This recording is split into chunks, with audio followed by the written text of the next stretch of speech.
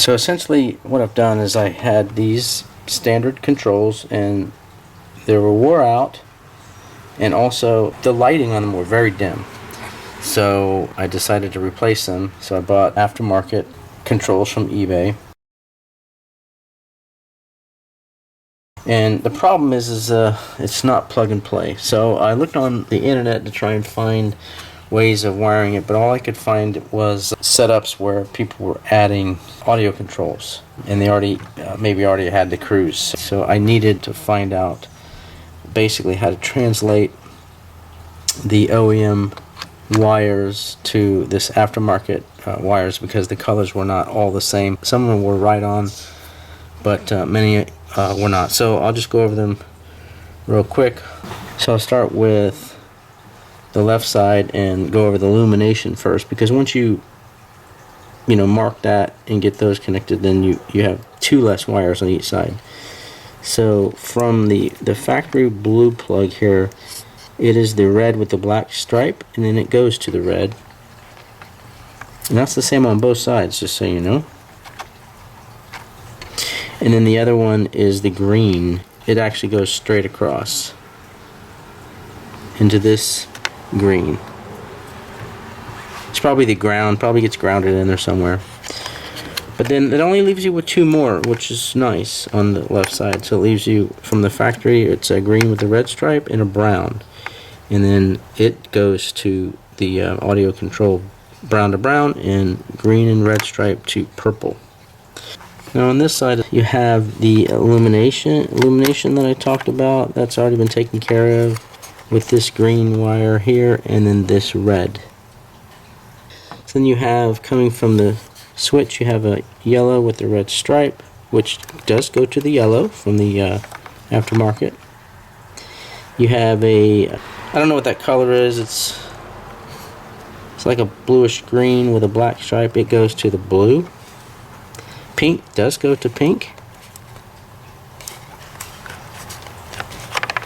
And this, it's like an aqua, kind of a greenish color, goes to the gray wire. This green with the yellow stripe, which is the horn,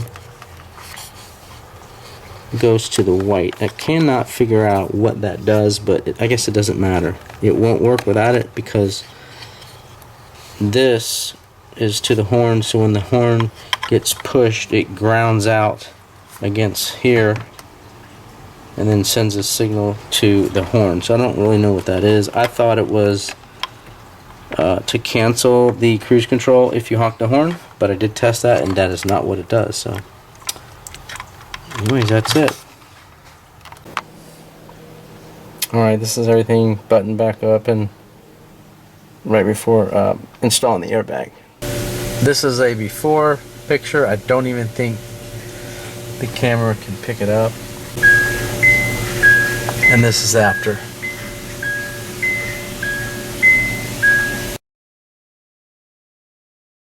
So if you're curious to know what's actually happening when you're pushing these buttons, there is this pad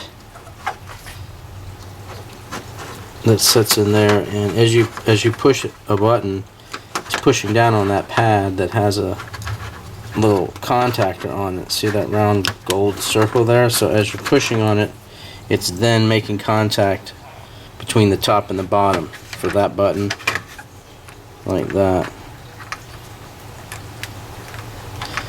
So as you press the top button, it presses that and then makes this contact, which triggers that function.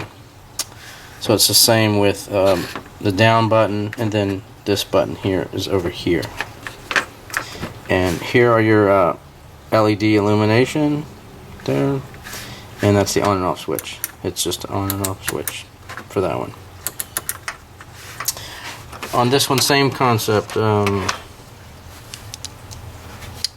got this pad, sits on there like that, and as you press whichever button, it presses the back of that and makes the contact. See, from the top, from the bottom.